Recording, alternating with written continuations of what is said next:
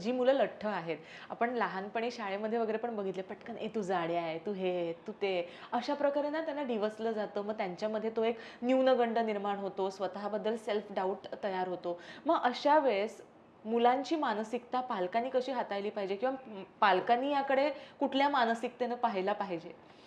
ह्या सगळ्या जर्नीमध्ये हो. जेव्हा म्हणजे लठ्ठ मूल हो, असतं, हो.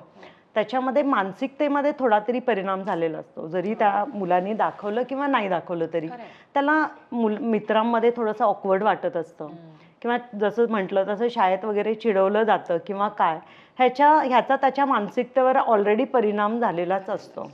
तर पॅरेंट्स म्हणून आपण खूप सपोर्टिव्ह राहायला पाहिजे, खूप पॉझिटिव्ह राहायला पाहिजे. तरच त्यांची रिव्हर्सवाली जर्नी, हेल्दी होण्याची जर्नी ती सोपी होणार आहे. बरोबर आहे.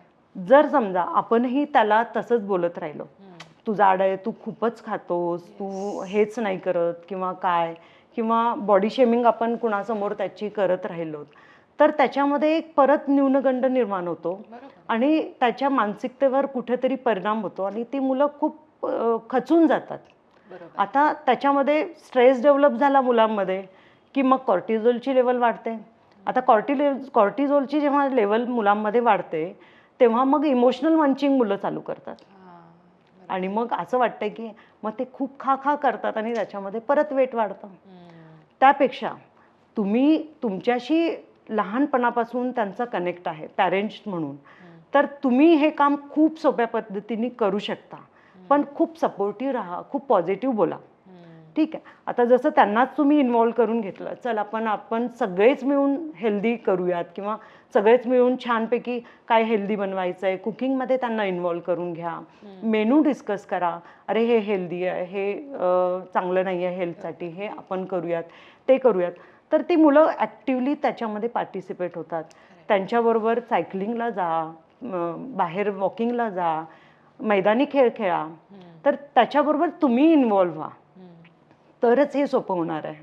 आणि अगदी म्हणजे घरी त्याचं काहीतरी डाएटचं चाललं आहे, तर त्याचं काहीतरी वेगळं जेवण बनतं आहे आणि तुम्ही काहीतरी छान चमचमीत खाताय, तर त्याच्यात पण त्याचा मानसिकतेवर परिणाम होतो.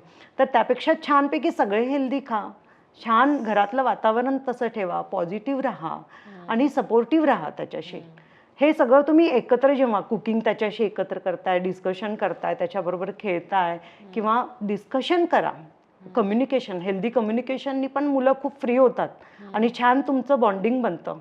पॅरेंट्स म्हणून तुमचं इमोशनल बॉन्डिंग त्याच्याबरोबर चांगलं असणं खूप खूप खूप इम्पॉर्टंट आहे. आणि तरच ह्या सगळ्या गोष्टी आणि हेल्दी होणं त्याला ते सोपं जाईल. मग काय की मुलांना वाटायला लागतं, अरे हां, हे सगळं केल्याने आपल्याला छान हेल्थ मिळणार आहे, आपली एनर्जी अजून वाटणार आहे, आपण अजून चांगले दिसणार आहेत. हे जेव्हा त्यांना वाटायला लागेल ना, तेव्हा ते पॉझिटिव्हली तुम्हाला सपोर्ट करणार आहेत. पण तेच जर समजा काहीतरी त्याला शिक्षा देताय, असं काहीतरी तुम्ही वागायला लागलात आणि हेच कर, तेच कर, असंच करायला पाहिजे, असं जेव्हा तुम्ही करायला लागाल ना, तर मग ते थोडंसं परत निगेटिव्हिटी येते आणि ते इनकॉर्पोरेट होतात पॅरेंट्स बरोबर. तर पॅरेंट्स म्हणून तुमचा त्याच्याशी इमोशनल कनेक्ट असणं खूप महत्त्वाचं आहे.